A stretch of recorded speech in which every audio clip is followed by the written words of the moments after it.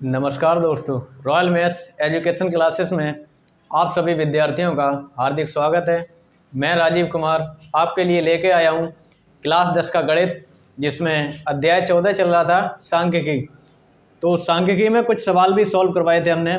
आज देखेंगे अगला सवाल, और उसमें जो प्रश्नावली 14.A या 14.1 है, उसमें 3 विधियां हैं। समांतर माध्य निकालने की 3 विधियां होती हैं।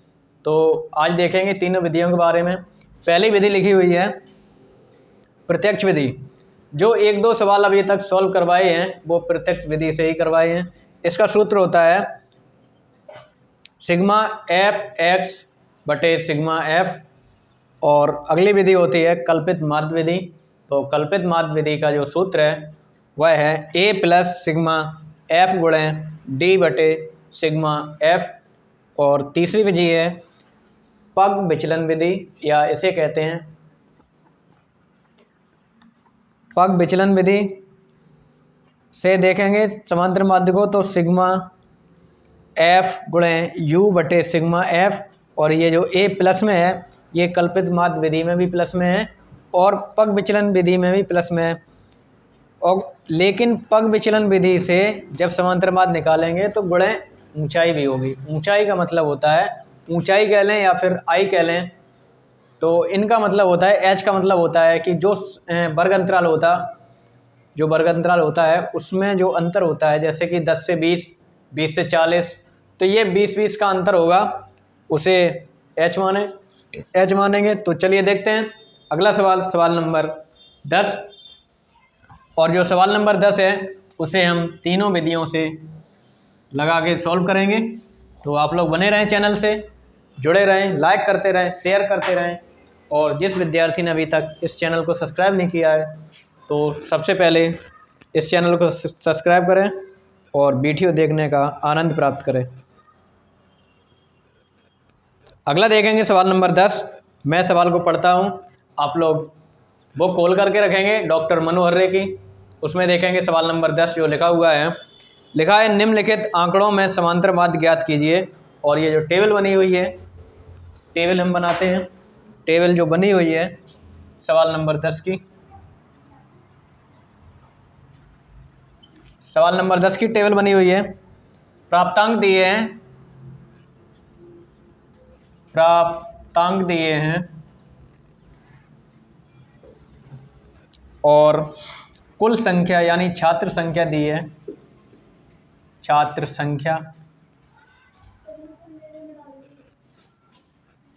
संख्या लिखी हुई है इस प्रकार की। तो लिखा हुआ है 10 से कम, 20 से कम, 30 से कम, 40 से कम, 50 से कम, 60 से कम, 70 से कम और 80 से कम। छात्र संख्या लिखी हुई है 10 से कम में 12, 12 के बाद 19, 19 के बाद 35,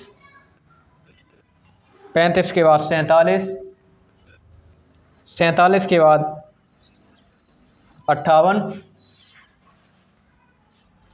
58 के बाद 65, 65 के बाद 84 और 100। ये पूरा सवाल है। तो ये सवाल है, इसे सबसे पहले हम प्रत्यक्ष विधि से सॉल्व करना चाहेंगे। तो प्रत्यक्ष विधि से सॉल्व करेंगे, प्रत्यक्ष विधि से सॉल्व करेंगे, प्रत्यक्ष विधि से सॉल्व करेंगे। अब यहाँ पर जो प्राप्तांक दिए हैं उसका हम वर्ग अंतराल बनाएंगे। तो वर्ग अंतराल कैसे बनाएंगे, जबकि हमें दिख रहा है कि 10, 20, 30, 40, 50, 60, 70, 80, यानी 10-10 का अंतर आ रहा है। इसमें 10-10 का अंतर आ रहा है। तो क्या करेंगे, 10 से कम, अगर 10 कम करेंगे क्योंकि अंतर 10-10 का है, 10 से कम करेंगे तो 0 पर जाएंगे। तो पहला जो वर्ग अंतराल बनेगा वह बनेगा 0 से 10, और 20 से कम यानी 10, क्योंकि अंतर 10-10 का है। 30 से कम यानी 20,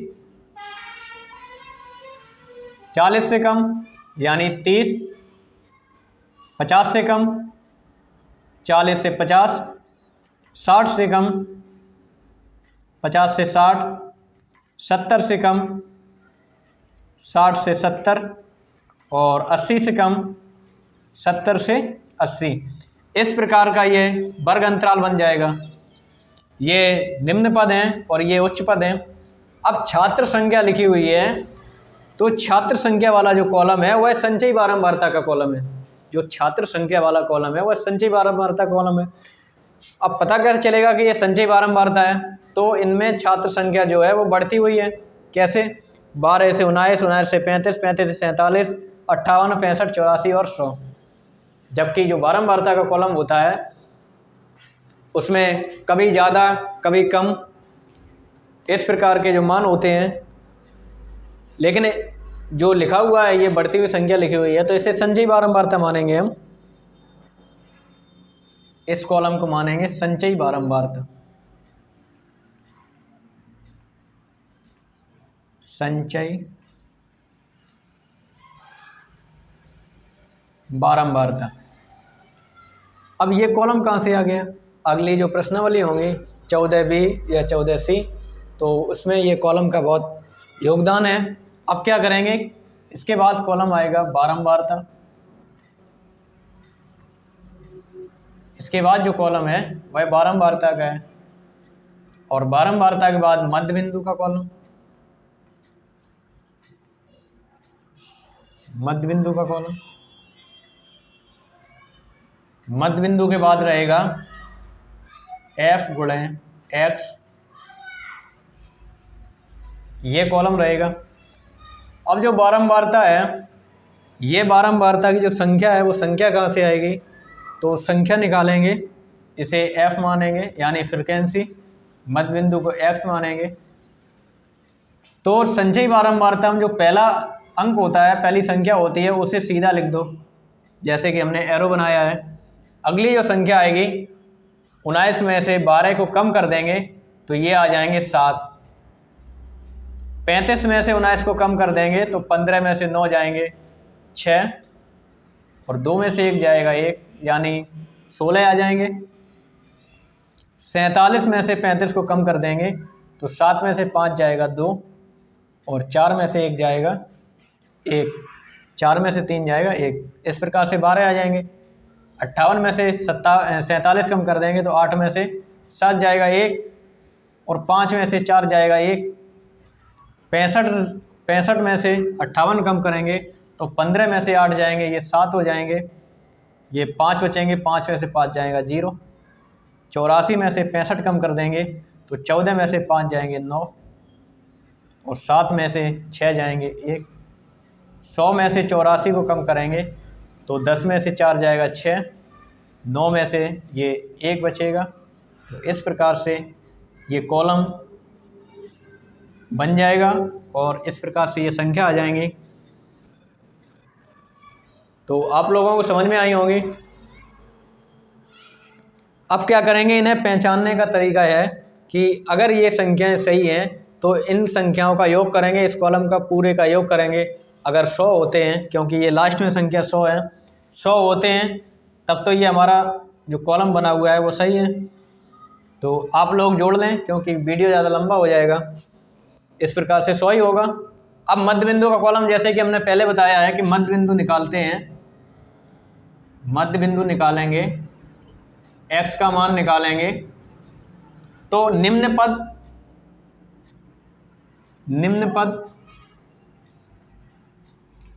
प्लस उच्च पद, निम्न पद प्लस उच्च पद बटे 2। अब ये निम्न पद और उच्च पद कहाँ से आएंगे? तो अभी हमने बताया था कि ये जो संख्याएं लिखी हुई हैं 0, 10, 20, 30, 40, 50, 7, तो ये जो संख्याएं ये निम्न पद की हैं, और इस साइड जो संख्याएं लिखी हुई हैं ये उच्च पद की हैं। तो पहली संख्या निकालेंगे, 0 और 10 को जोड़ेंगे, इस प्रकार से 0 और 10 को जोड़ेंगे बटे 2, तो 10 में 0 जोड़ेगा 10 ही रहेगा, 2 से भाग कर देंगे तो ये आ जाएगा 5। तो मध्य बिंदु जो हमारा है वो आ जाएगा 5। 10 और 20 को जोड़ेंगे 30 होते हैं, और 30 में भाग करेंगे 2 का, तो ये आ जाएगा 15। अब हमने देखा कि यहाँ 10-10 का अंतर दिया है, तो हम इसमें 10 जोड़ते हुए चले जाएंगे। 15 में 10 जोड़ देंगे 25, और 25 में 10 जोड़ देंगे तो 35, 35 में 10 जोड़ देंगे 45, 45 में 10 जोड़ देंगे 55, और 55 में 10 जोड़ देंगे 65, 65 में 10 जोड़ देंगे तो ये हो जाएंगे 75। आप लोग इस तरह से फॉर्मूले पर रख करके संख्याओं को मान निकाल सकते हैं, तब भी आंसर यही आएगा। अब क्या करेंगे, लास्ट कॉलम बचा हुआ है तो इनका गुणा 12 पंच 60, 15 सत्ते 105, इनका गुणा कर लेंगे आप लोग। 25 सिंग 150 हासिल 15, 25 सेकंड 25 और 15 40, यानी 400 आ जाएंगे। 35 दूनी 70 हासिल 7, 35 और 7 42, यानी 420 आ जाएगा। 45 सेकंड 45, और 45 में 4 जोड़ देंगे, ये हो जाएंगे 49। 55 का 7 में गुणा कर देंगे, 7 पंचे 35 हासिल 3, 7 पंचे 35 और 3 38, 385। 19 का 65 में गुणा करेंगे तो ये आ जाएगा 1235, और 16 का 75 में गुणा करेंगे, ये हो जाएंगे 1200। आप लोग अपनी तरीके से जोड़ सकते हैं या गुणा कर सकते हैं। इस कॉलम का योग करेंगे तो इस कॉलम का पूरे कॉलम का योग करेंगे तो ये योग आता है 4300, 4300 इस कॉलम का योग है। अब क्या करेंगे, समांतर माध्य निकालेंगे। प्रत्यक्ष विधि का सूत्र होता है सिग्मा एफ गुणे एक्स बटे सिग्मा एफ। एफ गुणे एक्स का कॉलम है, इसका योग आया है 4300 बटे एफ का जो कॉलम है उसका योग आया है 100। 100 से भाग कर देंगे या 0 से 0 काट दो तो ये आंसर आया है 43, यानी समांतर माध्य आया है 43। आप लोग नोट कर लें या स्क्रीनशॉट ले लें।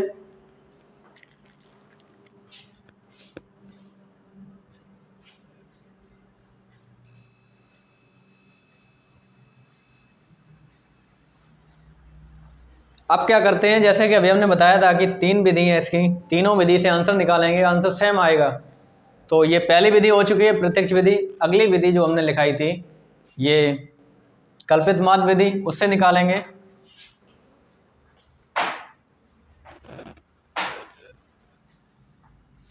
कल्पित माध्य विधि से आंसर निकालेंगे तो ये कॉलम तो सेम रहेंगे और एक कॉलम बढ़ जाएगा इधर।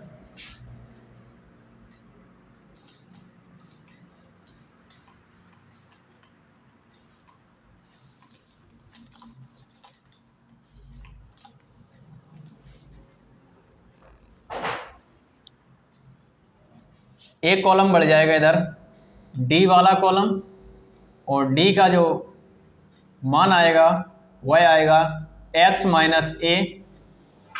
अब ये x कहाँ से आएगा और a कहाँ से आएगा, और लास्ट कॉलम जो बनेगा एफ आई गुणे डी आई। अभी x में गुणा हो रहा था, अब इस d में यानी d के मानों में गुणा होगा। तो सेकंड विधि हमने बताई है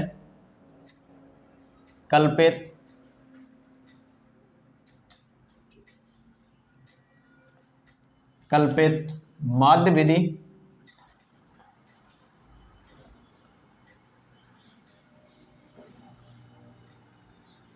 कल्पित माध्य विधि, इस विधि से आंसर निकालेंगे तो कॉलम सेम रहेंगे। आप लोग दोबारा भी बना सकते हो। प्राप्तांक यानी वर्ग अंतराल संचयी बारंबारता वही है, बारंबारता उससे बनाई हमने, मध्य बिंदु निकाला और डी का कॉलम आया। डी में जो x है वो क्या है, उसका मतलब ये है जो x की ये कॉलम बना हुआ है ये संख्याएं आएंगी, लेकिन a का झमेला क्या है, a कहाँ से आएगा, तो a निकालेंगे। यानी टोटल जो लाइन बनी हुई है 1 2 3 4 5 6 7 8, टोटल पद हमारे हैं 8। कुल पद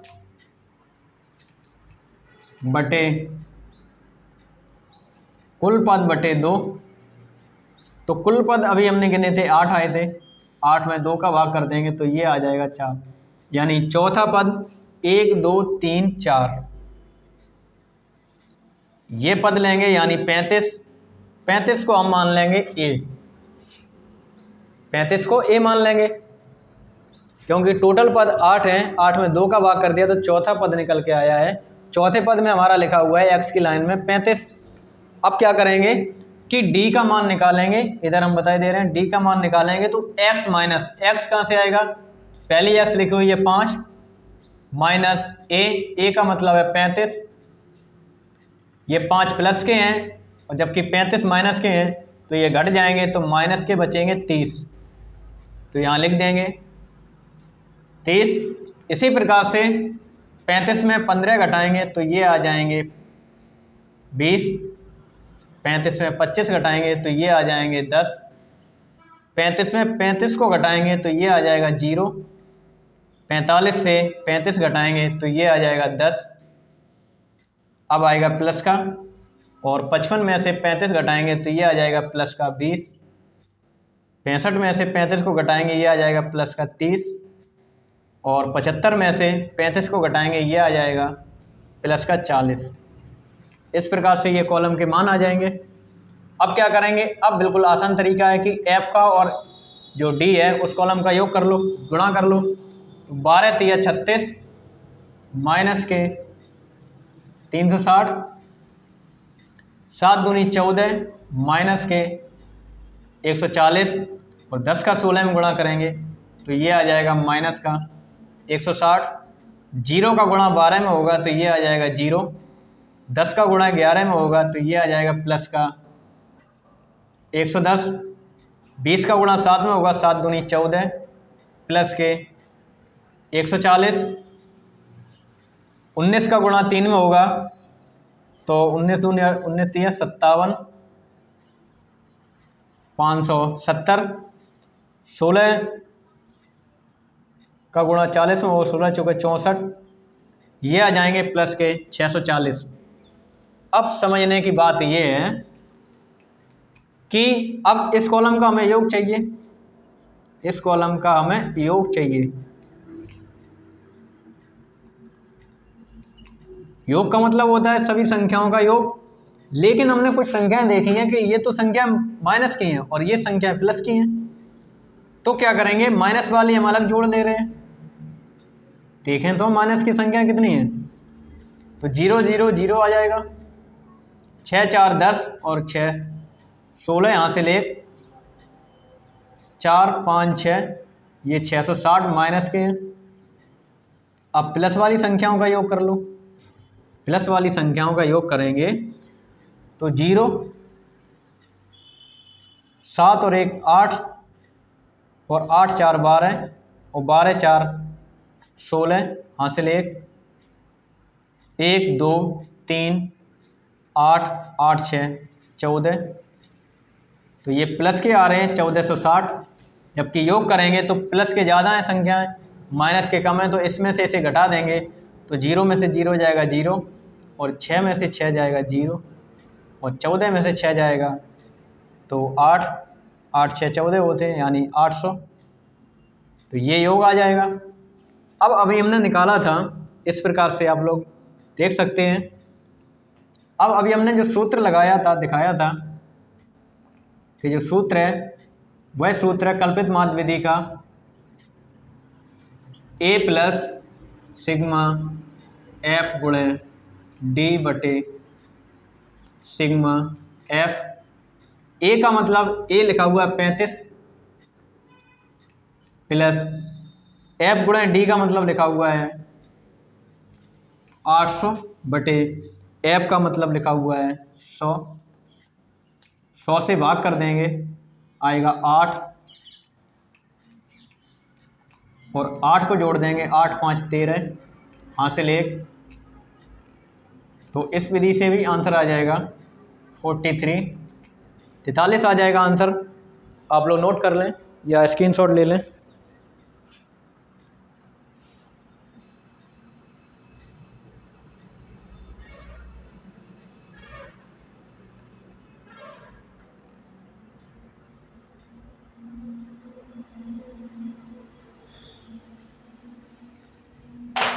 अगली विधि देखेंगे। अगर आप लोगों को समझ में आ रही होगी विधि तो लाइक कर दें, शेयर कर दें और सब्सक्राइब करते हुए चलें। अगला जो कॉलम बनेगा यानी अगली विधि सॉल्व करेंगे तो उसके लिए कॉलम अलग बनेगा।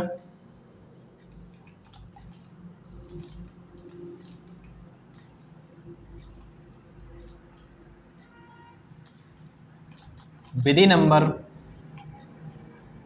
3। तीसरी विधि लिखाई थी हमने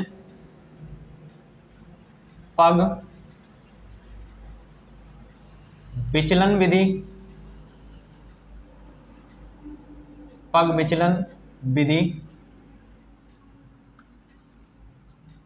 इस विधि से देखेंगे तो पग विचलन विधि से देखेंगे एक कॉलम बनता है u वाला, u का कॉलम बना दिया और एक कॉलम बनता है f गुणे u, जैसे कि f गुणे d का कॉलम बना था, f गुणे x का कॉलम बना था, उसी प्रकार से f गुणे u का कॉलम बना है। तो अब ये u का जो मान है यानी संख्या है वो कैसे निकलेंगी, तो इसका एक सूत्र होता है।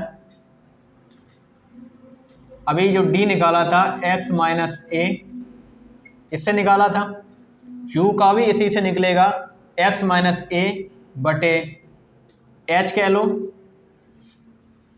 a का मतलब अभी बताया ये लिखा हुआ है, x का मतलब ये x वाली जो कॉलम बना हुआ है, h का मतलब क्या है, h का मतलब है वर्ग का अंतर। h का मतलब है वर्ग का अंतर। वर्ग का अंतर कैसे, 0 से 10 तक चले तो अंतर कितने का मिला, 10 का मिला। 10 से 20 तक चले तब भी 10 का मिला, 20 से 30 तक चले तब भी 10 का मिला। यानी हम कह सकते हैं कि वर्ग का जो अंतर है वह अंतर है हमारा 10। तो h बराबर तो हो जाएगा 10, यानी पहले कॉलम का आंसर निकालें तो 35 में से 5 जाएंगे। अभी हमने बताया था कि 35 में से, यानी ऐसे लिख दो प्लस के 5 और माइनस 35 बटे h का मतलब है 10, तो माइनस के आएंगे ये 30 और अगर 10 का भाग कर दें तो ये आ जाएगा माइनस का 3। इस प्रकार से यहाँ हो जाएगा माइनस का 3। 35 यानी 15 में से 35 कम हो जाएंगे तो माइनस के आएंगे 20 और 20 में 10 का भाग कर देंगे तो ये आ जाएगा 2। इसी प्रकार से 25 में से 35 कम होंगे, ये आ जाएगा 10 माइनस के, और 10 में 10 का भाग करेंगे तो आ जाएगा 1 0। 45 में से 35 कम होंगे तो ये आ जाएगा 10 और 10 में 10 का भाग कर देंगे तो ये आ जाएगा 1। इसी प्रकार से 2 आ जाएगा, इसी प्रकार से 3 आ जाएगा, इसी प्रकार से 4 आ जाएगा। तो इस कॉलम का मतलब समझा दिया हमने, आप लोगों को समझ में आया होगा तो लाइक कर दें। और अब आसानी होती है f गुणे u की, तो f यानी बारंबारता, तो 12 तिया 36 माइनस के 36, 7 दूनी 14 माइनस के 14, 16 एकन 16 तो माइनस के 16, 12 का 0 में गुणा करेंगे ये 0 हो जाएगा, 11 एकन 11 यानी प्लस के 11, 7 दूनी 14 प्लस के 14, 19 तिया 57, 19 तिया 57 और 16 चौको 64। इस प्रकार के आ जाएंगे। अब क्या करेंगे, हमें इस कॉलम का योग चाहिए जैसे कि अभी किया था, योग चाहिए तो क्या करेंगे, ये तो प्लस की संख्या है लेकिन ये माइनस की संख्या है। जैसे अभी हमने योग किया था, आपको बताया था, उसी प्रकार से इन माइनस वाली संख्याओं का योग अलग करेंगे और प्लस वाली संख्याओं का योग अलग करेंगे। तो 6 4 10, 10 और 6 16, यहाँ से ले 1 और 1 2, 2 और 1 3, 3 3 6 माइनस के 66 हो जाएंगे। उसी प्रकार से 8 और 8 दूनी 16, हासिल 1, 6 दूनी 12, 12 और 2 14, ये प्लस के 146 हो जाएंगे। तो 146 में से इसे कम करेंगे तो 6 में से 6 जाएंगे, ये 0 हो जाएंगे। 14 में से 6 जाएंगे, 8 हो जाएंगे। ये संख्या आ गई प्लस के 80। इस प्रकार से इस कॉलम का योग आ जाएगा। अब क्या करेंगे कि सूत्र लगा दो इसका सूत्र लगाएंगे, पग विचलन विधि का सूत्र लगाएंगे।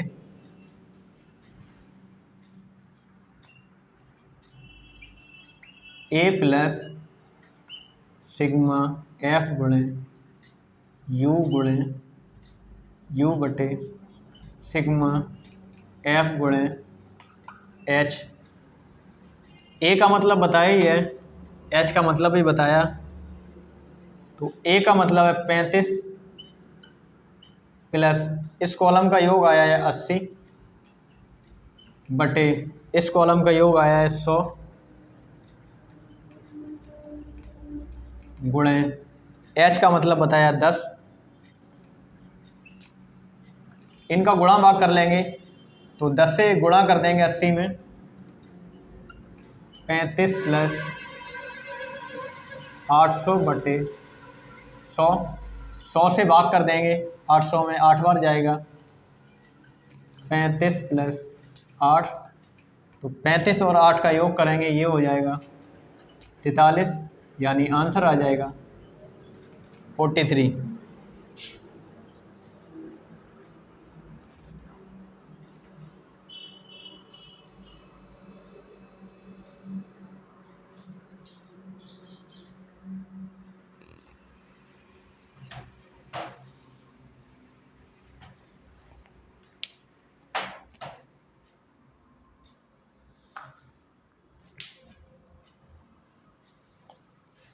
तो गाइस जैसा कि हमने बताया था कि इस समांतर माध्य की 3 विधियां हैं और हमने आज तीनों विधि को बड़ी डिटेल से समझाया है आप लोगों को।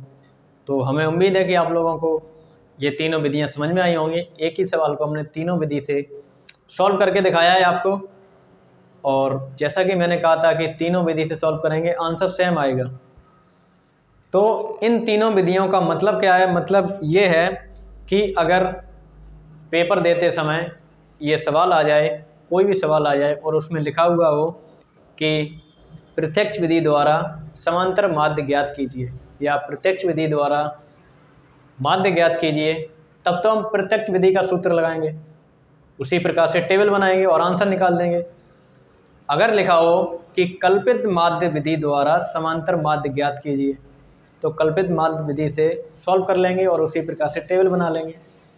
और अगर लिखा हो कि पग विचलन विधि द्वारा समांतर माध्य ज्ञात कीजिए, तो पग विचलन विधि का ये टेबल बनाएंगे और आंसर निकाल देंगे, समांतर माध्य निकाल देंगे। और अगर ये लिखा हो, सबसे इम्पोर्टेंट बात ये है कि अगर सवाल में ये लिखा हो कि समांतर माध्य ज्ञात कीजिए, जैसे कि साधा लिखा होता है, तो हम अपने मन से भी किसी भी विधि से हम सॉल्व कर सकते हैं। जो विधि हमें सबसे अच्छी तरीके से यानी कम समय में जिससे आंसर निकाल सकें, उस विधि का यूज करेंगे। अगर किसी विधि का नाम दिया है तो उसी विधि से आंसर निकालेंगे। तो मित्रों, आज के लिए इतना ही, मिलते हैं अगले वीडियो में, तब तक के लिए नमस्कार।